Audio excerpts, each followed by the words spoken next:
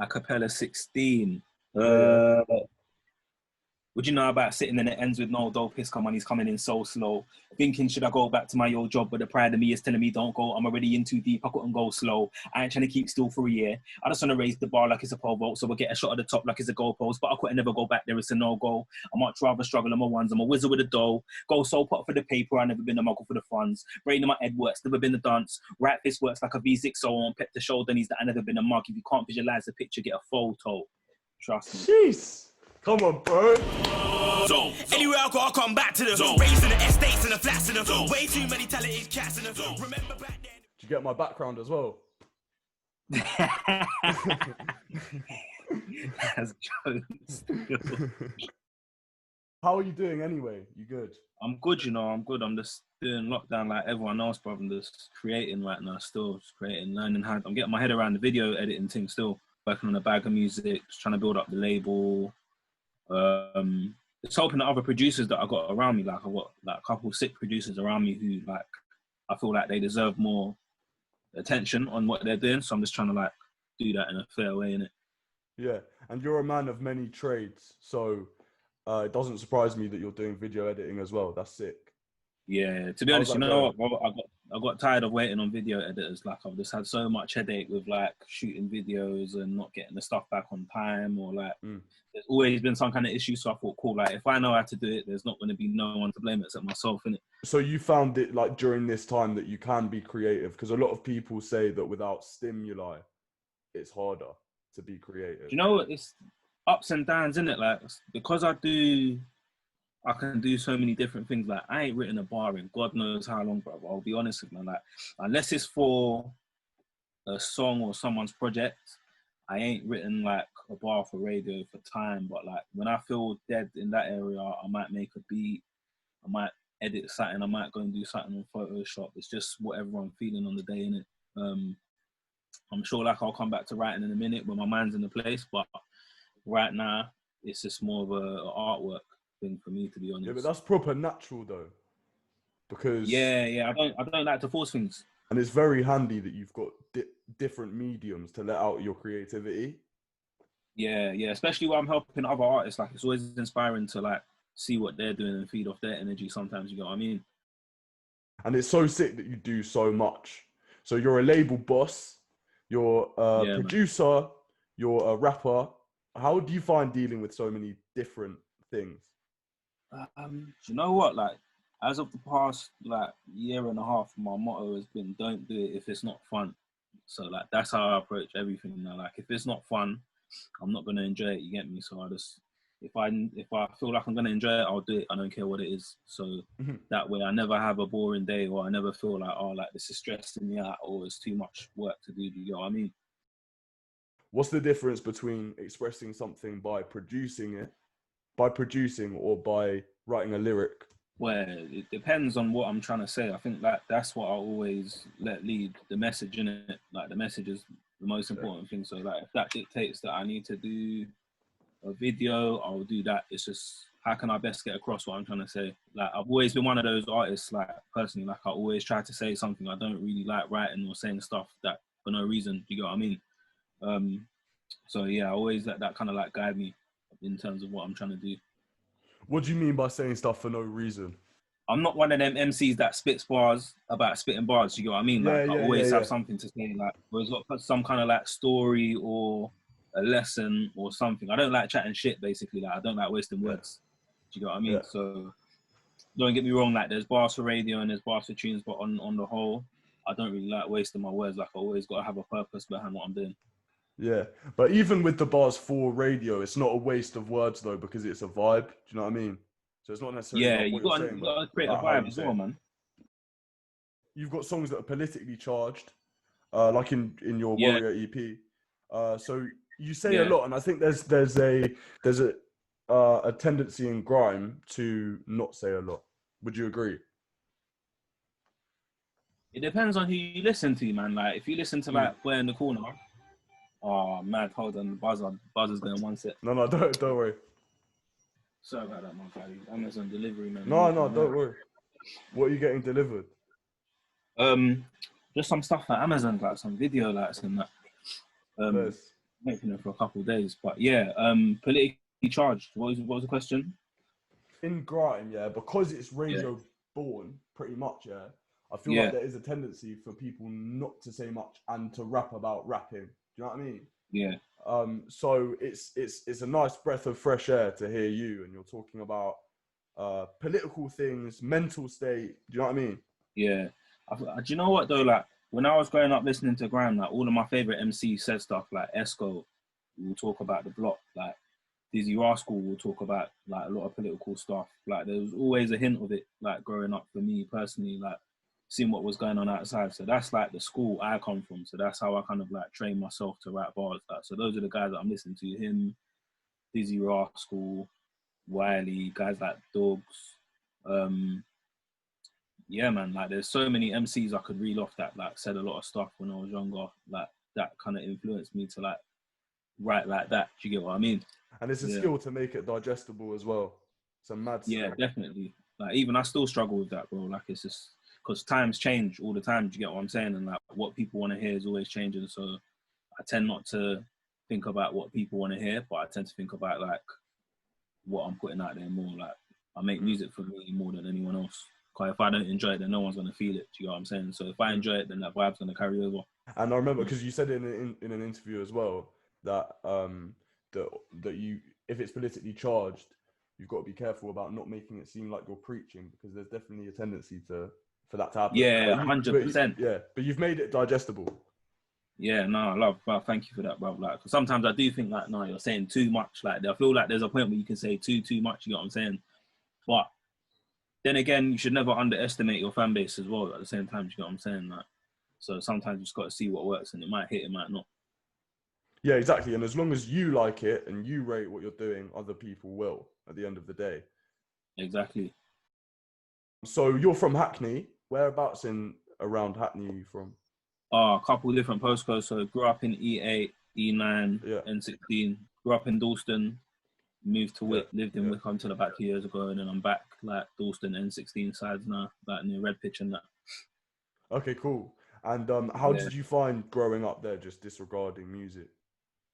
Bruv, like, what can I say about growing up in Hackney, bruv? There's no other experience like it, bruv. Like, there really ain't. Like, man, learned so much. And then because I went school and college in like Waltham Forest as well, there was that whole like influence that had on me, like musically as well as just growing up there, seeing everything that was growing up there. And then I think for me personally, like where I grew up historically, even before I was born, it was like one of the biggest like Caribbean communities in England, innit? Like Hackney and Brixton. So like my perspective on things was different. Like I'm a very, like my heritage is Jamaican, so like there's that whole influence with everything that I do as well. So but yeah, man, growing up in them places is rough at times, but man had a lot of fun as well. Yeah.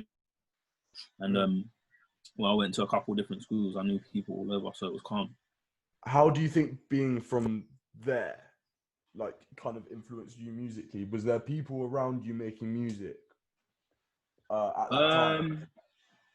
Do you know what? Like, I had one of my older cousins. Like, one of my first like times I actually ever like spat a lyric was in my cousin's house. Like, I was just doing it for jokes. I must have been about 10, bro.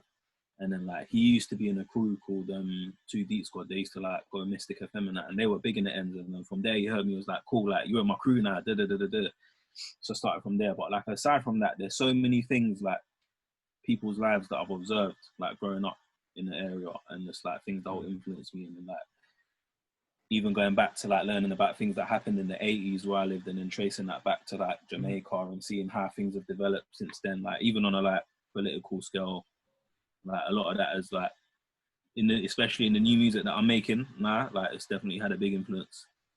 Okay, in what way? More so just the style, bruv. Like I can't explain it. Like knowing my history and knowing like where my family's come from has really just like reaffirmed who I am as a person, and it's coming through more in my music, like the attitudes, the vibes, the way I'm spitting the lyrics, like going back and listening to certain artists that were like in the ends, them times, like I listen to a lot of Sting, innit?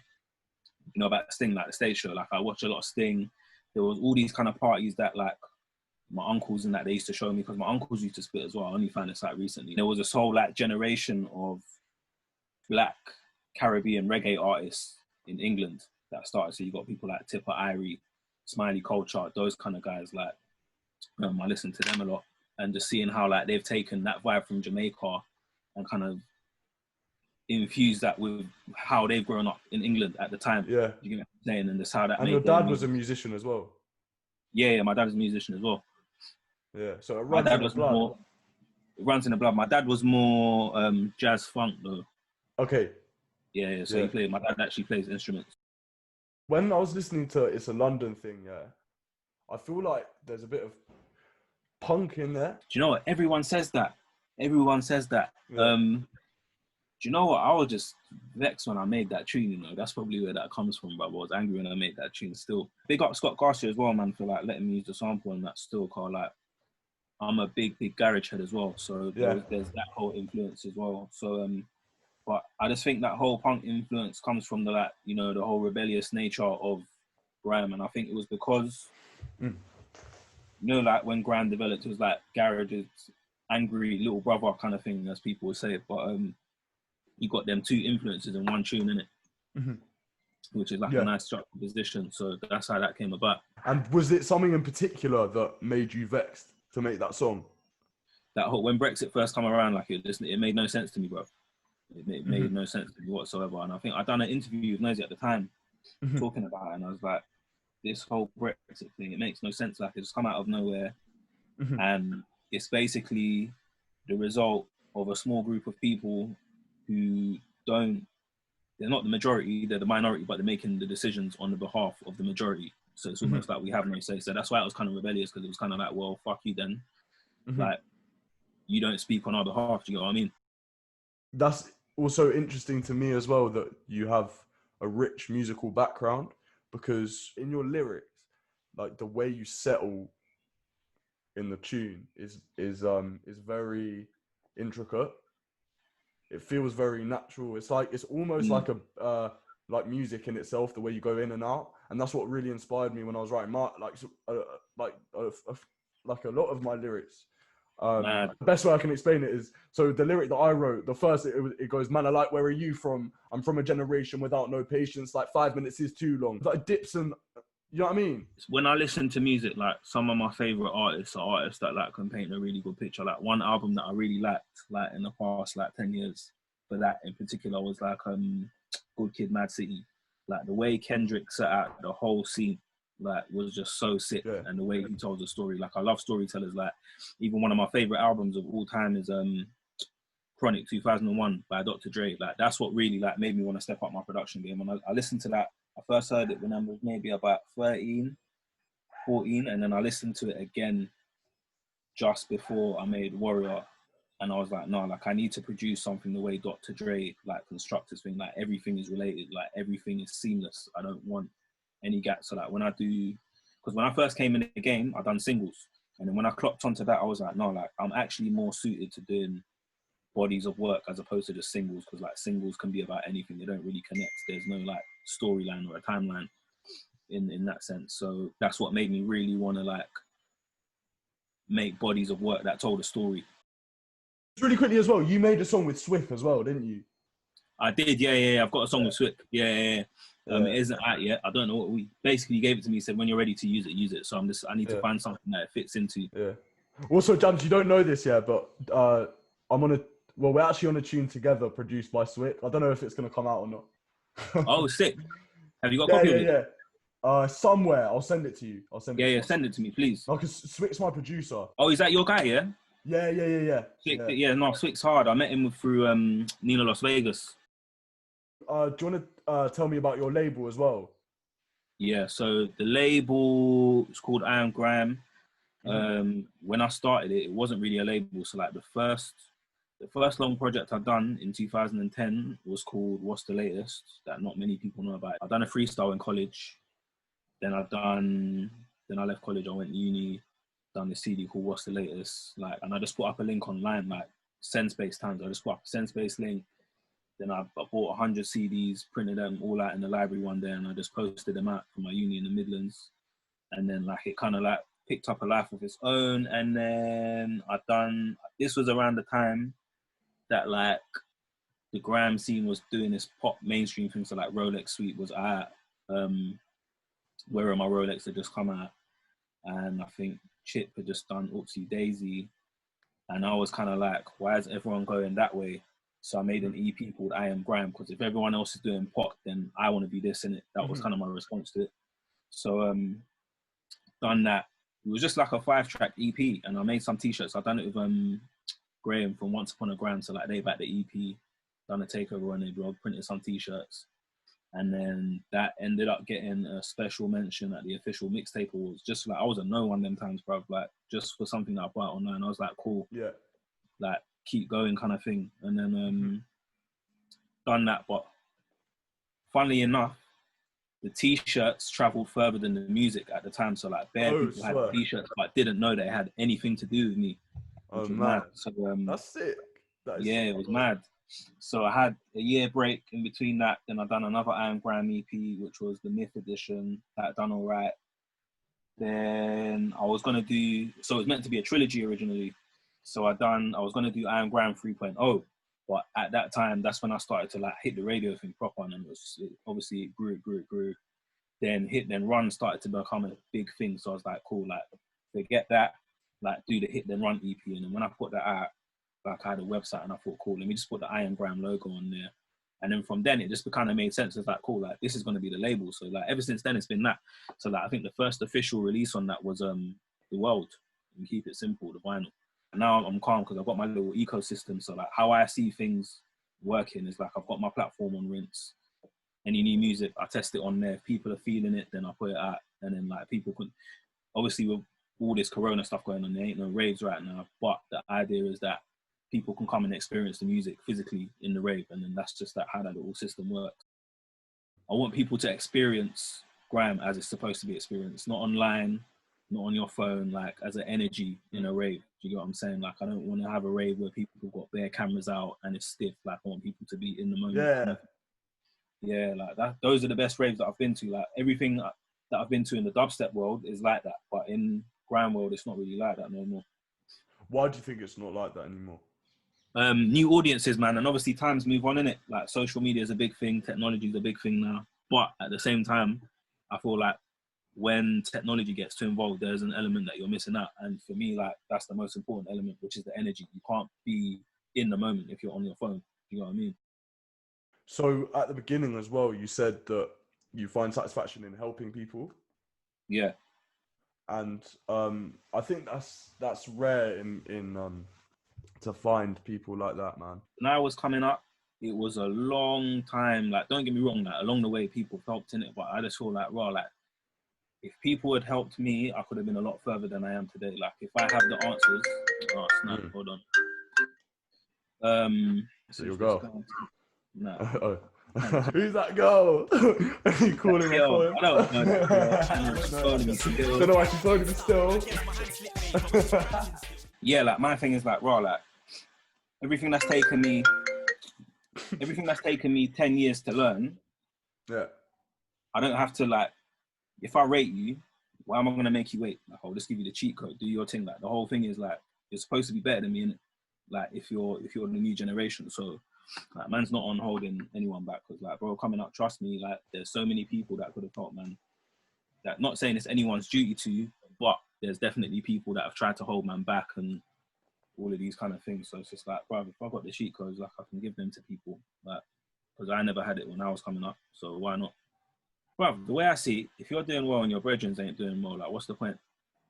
Do you know what I'm saying? Like if your brethren are struggling, like why are you doing this thing, bro? What was your experience with people holding you back? Obviously, you don't need to say exactly, but like, do you know what it is? Like, see me, I do this thing for fun, innit? But then sometimes when you're having fun and you're in your element and you're sick, sometimes people view that as a threat and they just try to do things to like hinder you, innit? And it's all good. That's the game, innit? The game's competitive. That's the nature, innit? But I just find that's not something that I'm not really on. Like, I don't really see why people do it. But there's always red eye everywhere, innit? So yeah, but it's natural though. In all aspects of life, if you're doing well, people are gonna look at you and bad man, innit? Like, and I'm not like that as a person, innit? So like when I first came into the game, I'm not gonna lie, I was a bit naive. I was like, that ain't gonna happen. Certain things happened, innit? So you learn, you live and you learn along the way. But this is grime. Do you get what I'm saying? So like, you need to, if you're gonna do this thing, like, you need to be ready for that and more. Like, you defend this thing with your life. Put your reputation on the line for it. You get me? It seems to me like there's a bit of a gatekeeper mentality in grime, which prevents new generation MCs from coming up as much as they should. I feel like that ruins the genre though, man. Like, everyone has, don't get me wrong, like, even me, I have my own vision of how things should be done, but I would never enforce that on somebody who's coming up younger than me, because you've got the world, your world is different, innit? You get what I'm saying? Like, you've got different ideas to man. So like, who am I to tell you that you're wrong if what you're doing works for you? Do you get what I'm saying? But that whole gatekeeper thing, sometimes I think it spoils shit, man. Because like, yeah, bro, like, especially if you're in a position of power, to me, in my eyes, you're supposed to make sure that the genre lives on. So how can you like kill off the new lifeblood? Like, it's just counterproductive. You know what I'm saying? It's all part of the game, bro. Like, gatekeepers can hold people back, and then all that happens is people just come for your position, bro. Streets gotta eat. You get me? So it's all part of it. What's some of your favorite moments so far making music? It will be probably doing Outlook Festival for the first time. That is so like sick. First time performing to like a crowd of 5,000. Logan brought me out in the clearing, doing some sick raves. I think probably like doing King Original in Brixton Electric was a mad moment for me and Flo, Dan and Plastation and the squad are. And in general, just being able to travel around the world and just bring the sound around the world, bro. Like, I've been to some mad places, like done grime in like weird places like Kosovo, Portugal, like in the hood in Portugal, bro. Like, doing mad what was stuff that like? Do you know what? It was mad, you know, it was sick. Like, people think here there's like ghettos over here. Don't get me wrong, like, we've got blocks and that, but in other countries in Europe, it's real poverty, bro. So like, to go there and do, because of grime even, and then to be spitting with like, I went there with D Double and Footsie early on in my career, to be doing that with them was mad. I think the part that I love the most about doing what I do is the traveling, brother, and this like the experiences, innit? You know what I find? Like, more time when I do shows in other countries, people enjoy it more. Like, over here in England, I think because we've got so much of it, people can be a bit snobbish towards it. You get what I mean? There's a lot of people who act prestige in the dance as well. It depends where you go, obviously, but yeah, it's for a variety of reasons that I've learned, man. You can't really take anything personal in this game, bro. Like, people act in their own way, whether they're protecting their energy or they're just not into it. Just gotta just disregard it sometimes, man. Yeah, exactly. And if you can perform in front of a bunch of stush people, then you can perform in front of everyone. I've done some raves, bruv, like, where I've seen MCs spitting their heart out. Even me myself have been spitting my heart out, and everyone just standing still, and it's like, fuck, you know, bruv. Like, we're getting ham, you know, like, show man some appreciation. Like, that's the nature of the game. Like, you have to do those raves to do the good ones. You get what I mean? Like, I've had some unexpected raves. Like, I've done a rave. Me and Jack done a rave one time. We done an hour set in front of 2 people, bro. Like, and it was one of the sickest raves I've ever done. And then off the back of that, like, man got put to go to LA. Like, do you know what I'm saying? Like, so you can't. Yeah. You've got to treat everything as if it's the same. Do you get what I mean? Yeah, for sure. I can see why you make tunes about it. Wow, my phone goes off. No, it pisses you off when people phone, innit? Yeah, you got a couple of tunes anymore, you know. it. I've got like 3 tunes about missed calls and that. Well, you've calmed down now. I've calmed down, bro. For me, like, producing is just something so, it's just a next thing. Like, do you know what I mean? So, how did that happen? Like, how did you get so sick at producing? It's just because I've been doing it for a long time, you know. So like, if I started writing in 2002, I was 11, and then when I was 13, I got my first computer. So like, I've been producing since 2004. So that's what, 2014. That's like 16 years this year. I've been doing it. You know what I mean? So I've just stuck at it. That's all. Like, naturally, the longer you stick with something, you're gonna get better at it. But I feel what I do more than a lot of other producers, and I don't try to get too technical with it. Like, I'm trying to find the vibe. Like, a lot of the tunes that I've put out that I've done well are not even that technical. There's like 3 sequencer channels. Like, French Montana Rhythm is just a loop. Keep It Simple was just a loop. The World was just a loop. Like, a lot of the stuff I play on radio is just a loop. But it has a vibe, so it works, and that's what I just run with. At the end of the day, that's what people want to hear, isn't it? You don't want to overcomplicate it. And also, obviously, like a lot of your beats are quite spacey as well. Yeah. And it's nice. It gives the MC space to breathe. Which is cool. I think that's the main reason why I started producing, because like I wanted to. We used to, obviously me and my brethren, we used to get CDs that we used to pass around, but I didn't want to spit on the same stuff that everybody was spitting on, and a lot of that stuff didn't have room. So I just wanted to have control. That's all it was. I just wanted more control.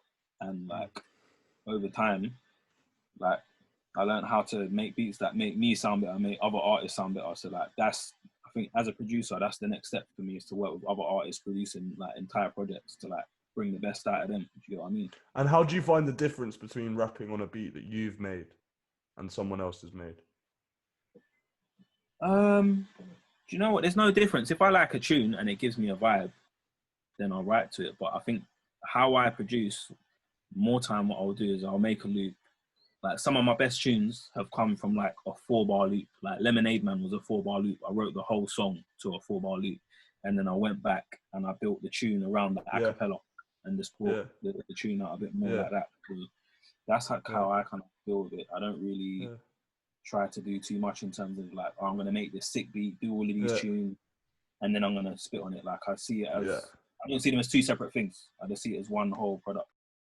Also, what I like about your lyrics as well is how you do kind of mini hooks in the middle of tunes. Like how you've got certain catchphrases. So in for example, the Lemonade tune where you just go this year, and then, do you know what I mean? It gives it a nice points of interest. Yeah, it took me a while to learn to do that, to be honest. I think when I first came in the game, I was more, right, I'm spraying everything I have. And then when I realized, cool, like I need to do tunes, then I started to think about less about radio and more about crowd reaction and tunes sticking in people's heads. So like the first thing that came to my head was called repetition. So I'm going to repeat certain things in my bars, and I had to not dumb it down, but I had to slow things down. Like one of the tunes that I'd done that showed me that was, oh please, like cool, like we can actually flow with what you're saying now, because you're not saying a million things an hour. Do you get what I mean? So it's like that balance of like having a lot to say, but it's then, like you said, it's how you say it, innit? Yeah, and as an MC as well, I can see that you're not dumbing it down, but you're not making it as complex as you could. Yeah, exactly. You know what I mean? Sometimes there's no point in overdoing it, bruv. That's it. Yeah. Like when you're overdoing it, it comes across as overdoing it. You know what I mean? Yeah, for sure. But I wrote a song to Hit Then Run, you know, ages ago. Oh, did you? Yeah. Bruv, you got to record that and send it to me. Like, I get sent, like even before you message me, today I had like 2 people hit me up saying, yo, can I use your acapella for Hit Then Run? I get like 4 a month. Like I've had done every year. Yeah. Since. It's mad. What's your writing process like as well? Very random. Yeah. Very random. Like it's very, very super rare that I'll think of the words for something first. I need to catch a vibe from the tune, man. And then like, it depends. I personally like to spend time writing lyrics. So like my time where I write lyrics is probably when it gets dark, in between night and morning. Like that's when I'll write, like for leisure. And then, but like I've had to learn quickly. I remember, you know, it was P Money who showed me like that you need to be quick in the studio. Like I remember he came to one of my studio sessions once, and like he wrote a bar and he done it in one take, and the whole thing took about 10 minutes. And I was like, no, like I need to do that. So like I got into the habit of just like being able to write things on the spot, like, and it's more about trusting your instincts. Like I think when I first was writing, it was more like a lot of second guessing myself. Oh no, that bangs, that don't bang. Like people are gonna like it, people ain't gonna like it. But then you just realize, well, like it's me saying it. Like you have to fuck with it because this is how I feel. Do you know what I mean? So it's more about trusting your instinct, man. Yeah, and that's literally what that's something that I've learned recently as well. You just got to trust your instinct. Yeah. Because most of the time, the first thought that comes into your head is the best one, but it's also the one that you're going to have most doubts about. So, yeah, it's mad. Like someone said this to me. He was a footballer. My brother's a footballer, and he said, "Well, like, think of it this way, yeah. Your first shot is always going to be your best shot. So if you're taking a penalty, the first one is going to be the most honest one. You know what I'm saying? Everything after that is going to be a second guess and a retry of what you've just done. So like, let's go with the first one. Hey, me, man, like geoblu, you know." My guy, man.